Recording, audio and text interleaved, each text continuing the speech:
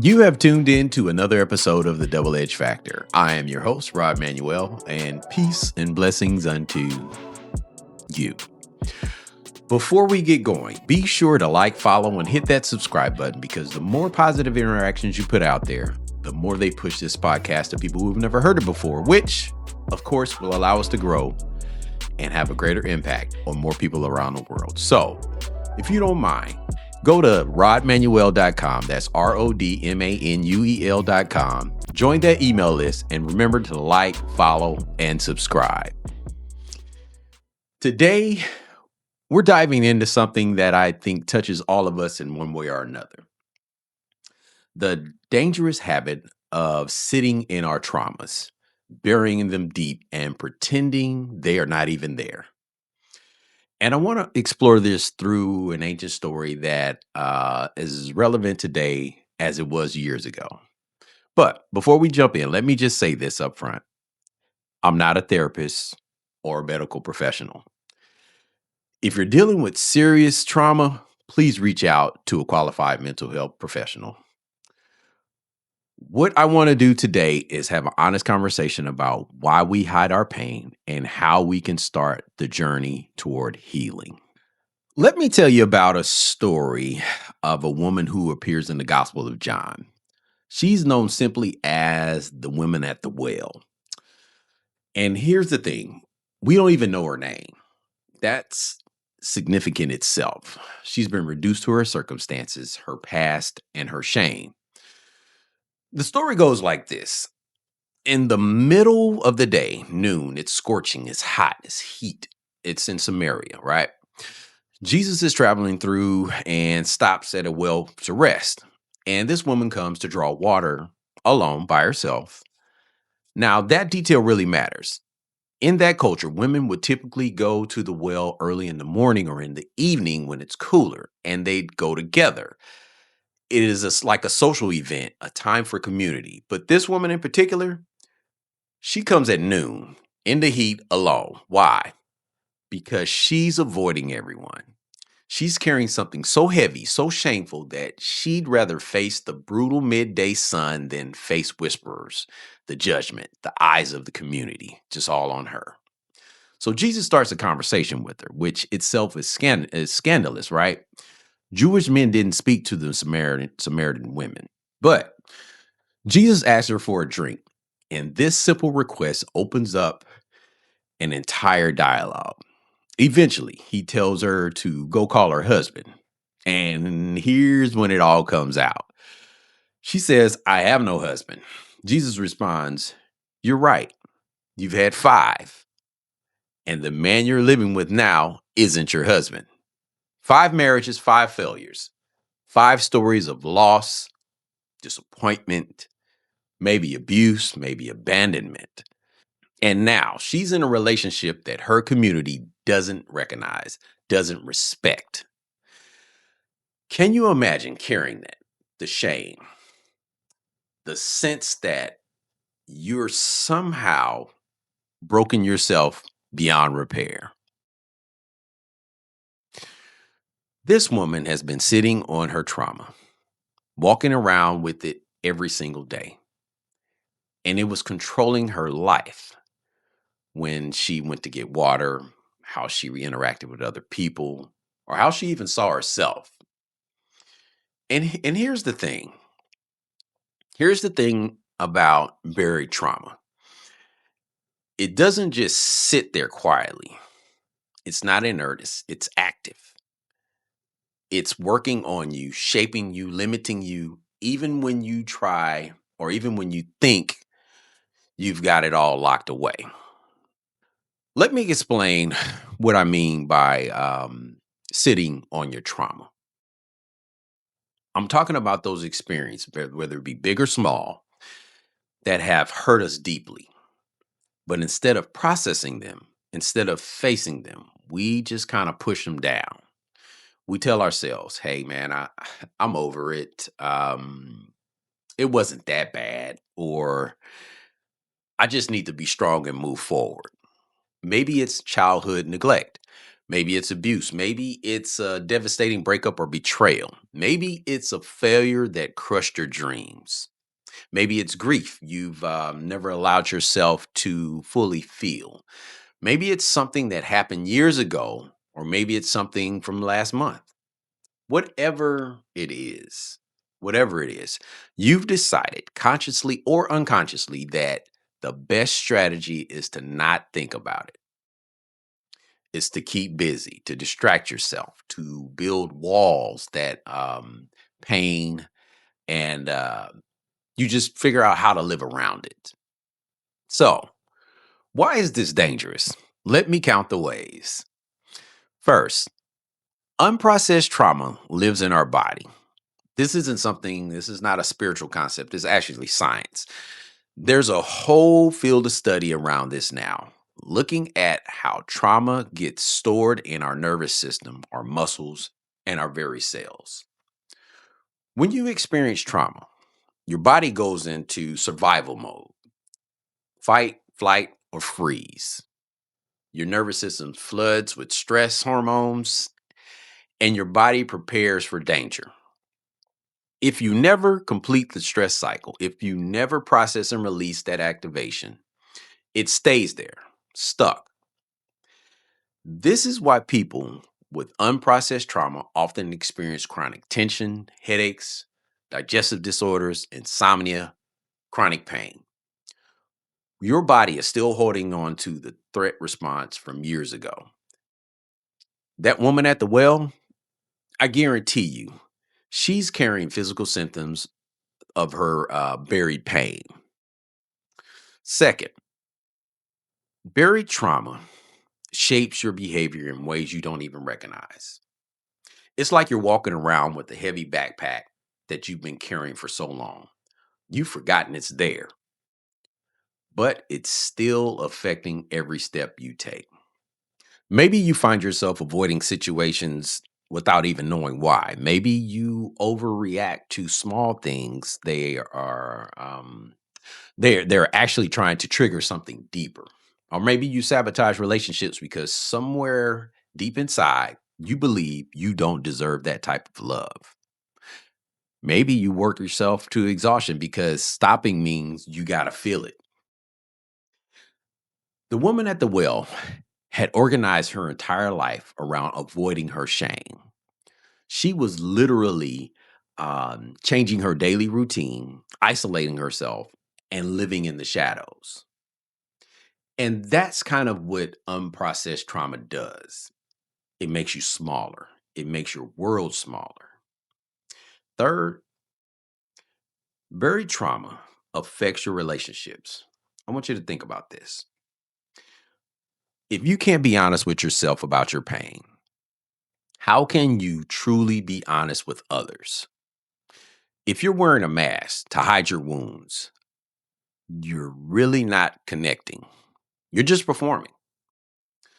Unprocessed trauma can make you defensive, suspicious, or emotionally unavailable. It can make you choose partners who hurt you in familiar ways. It can make you push away the very people who want to help you. Here's something that breaks my heart about this. Buried trauma gets passed down. If you don't deal with your pain, there's a good chance you'll unconsciously pass patterns of hurt to your children and your loved ones. The wounds we don't heal become the wounds we inflict. Fourth, sitting in our trauma keeps you stuck in the past. You think you're moving forward because the time is passing, but life is happening. But emotionally, spiritually, you're still back there. Part of you is still that hurt child or that devastated teenager or that broken version of yourself from whenever the trauma happened. You are not fully present in life because part of you is always back there, guarding that wound, making sure no one gets too close to it, including yourself. Now, back to the story.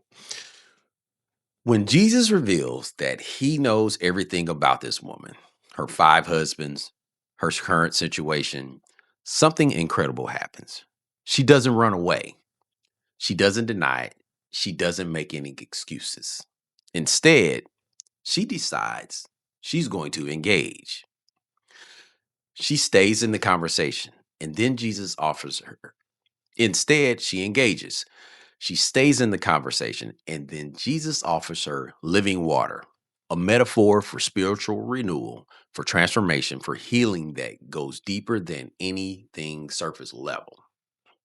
This, my friends, is the pivot point. This is when sitting in your trauma has to become dealing with your trauma.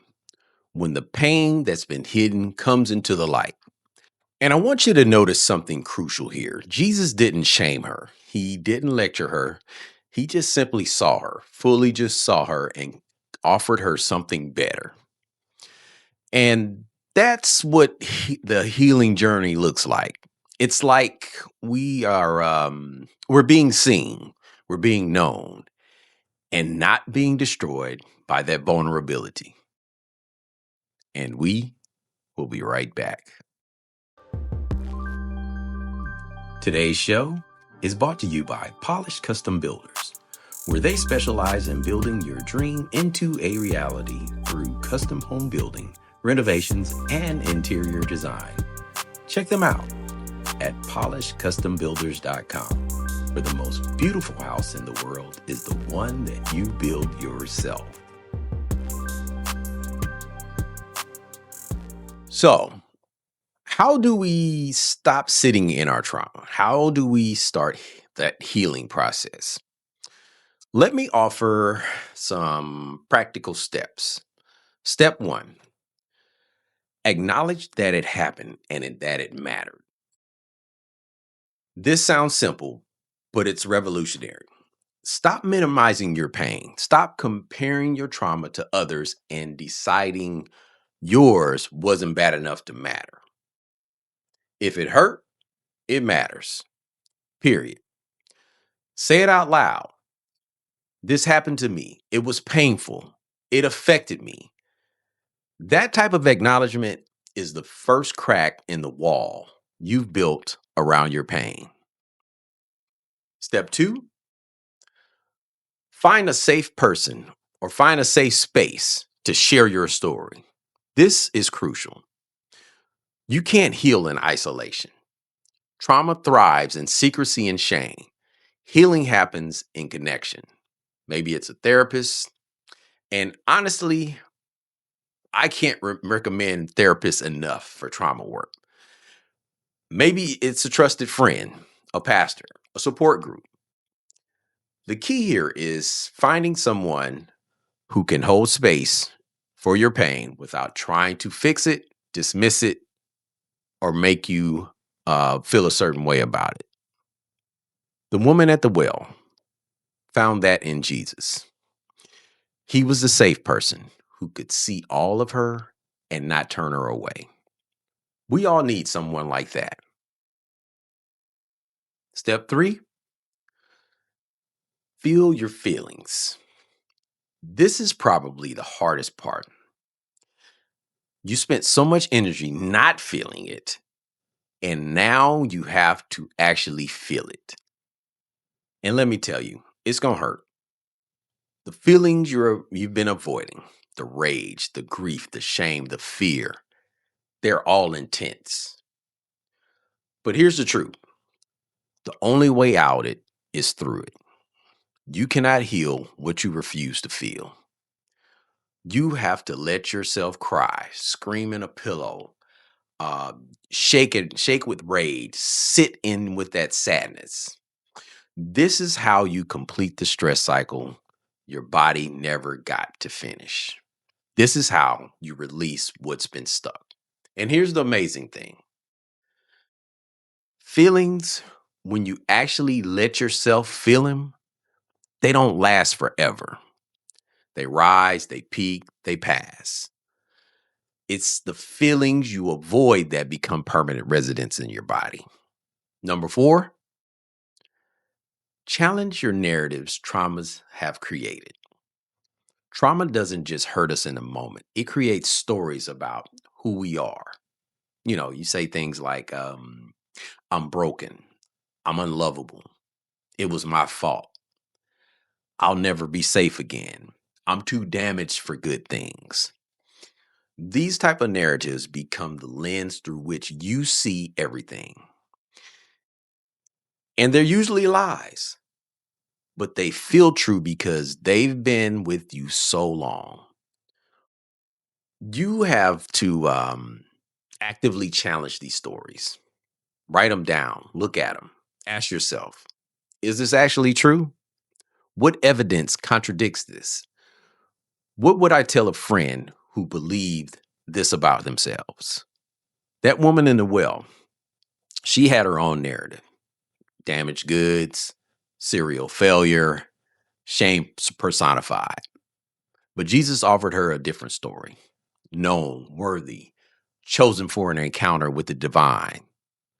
Step 5, practice self compassion. This is huge. So many of us are carrying trauma while simultaneously beating up ourselves for not being over it yet. We're harsh with ourselves in ways we'd never be with anyone else.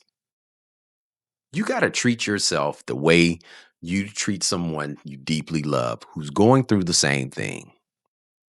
Would you tell them to just get over it, to stop being so sensitive, to pull themselves up by the bootstraps? No.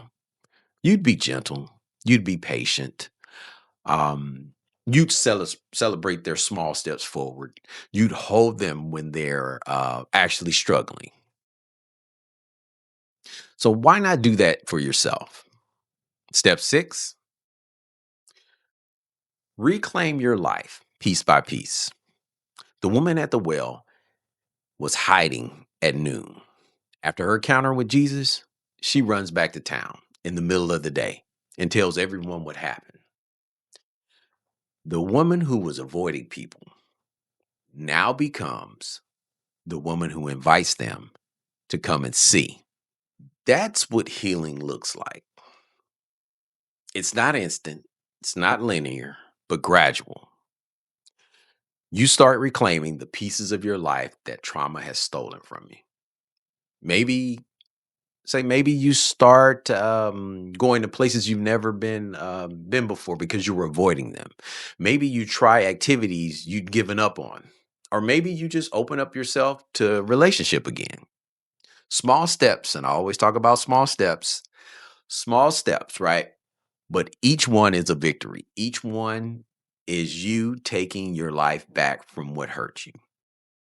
Number 7, consider professional help for that complex trauma. Some trauma is simply just too big, too complex, or too deeply rooted to process alone. There's no shame in this. Actually, recognizing when you need professional help is a sign of wisdom and it's a sign of strength. Therapies like EMDR, somatic experiencing, cognitive processive therapy, and trauma focused CBT have helped millions of people heal even from the most severe trauma. Say, for instance, you're dealing with PTSD, childhood abuse, violence, or other serious trauma. I'm going to ask you to please, just please reach out to someone that's trained to help you with trauma therapy. Here's what happens. Here's what happens when you stop sitting in your trauma and really start to heal. You get your life back. You get that energy back. You get that joy back. Your ability to be present back. You stop being controlled by your past. You stop shrinking yourself to accommodate old wounds. You stop choosing safety over growth. The woman at the well became an evangelist, someone who told others about the healing that she found. Her story of shame has now become the story of transformation. Not because the painful things that didn't happen, but because she let them be touched by healing. That same type of healing is available to you too. Your trauma, it doesn't have to get to be the end of your story. It's just a chapter. Maybe it's a long, painful chapter, but it's not the conclusion. You get to write what comes next. And I want to leave you with this. The most dangerous thing about sitting in your trauma isn't just what it does to you. It's really about what it prevents you from becoming. There's a version of you on the other side of this healing work.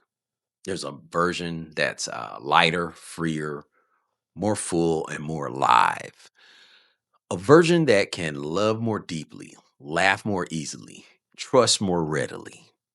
It's a version that is not performing, is not pretending, and is not hiding. That version of you is worth fighting for, worth doing the hard work for, worth facing that pain for. The woman in the well came to the water well at noon, alone, carrying 5 marriages worth of pain and shame. She left in broad daylight, unburdened, inviting others into her story. And that's the journey. From hiding to healing, from shame to freedom, from being controlled by your past to being present in your life. You do not have to walk this road alone. You don't have to stay stuck. You don't have to let your hurt define you forever. That pain that you're sitting in, it's time to face it. Not because it's going to be easy, but because you deserve to be free. That's the journey. From hiding to healing, from shame to freedom, from being controlled by your past to being present in your life. You don't have to walk this road alone. You don't have to stay stuck. You don't have to let what hurt you define you forever. So that pain that you're sitting in, it's time to face it. Not because it will be easy, because you deserve to be free. This is Rod Manuel with the Double Edge Factor. And if you found this episode or even a few words value added, share this episode with just one person. The only way we grow this podcast is when you guys share it. The more you share, the greater impact we have on more listeners around the world. So, hit that subscribe button to never miss another episode. Or you can go to rodmanuel.com. That's RODMANUEL.com, where you can subscribe and have access to my my latest coaching insights, podcast episodes, and my latest book entitled Faith on Demand, and all other exclusive content.